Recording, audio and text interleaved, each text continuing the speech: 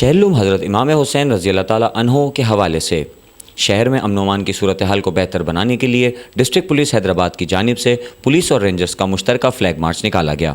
Flag march کی قیادت A S P site Anil Haider نے کی، جبکہ ضلع کے تمام D S Ps, traffic D S Ps, incharge R R F Hyderabad, incharge R R F city, incharge R R F cantt, incharge R R F Qasimabad سمیت بھاری نفری نے فلیگ مارچ میں حصہ لیا۔ فلیگ مارچ کا آغاز پولیس ہیڈ کوارٹر سے ہوا، جو کہ شہر کے اہم شاہراہوں سے ہوتا ہوا قاسم چوک پر اختتام پذیر ہوا۔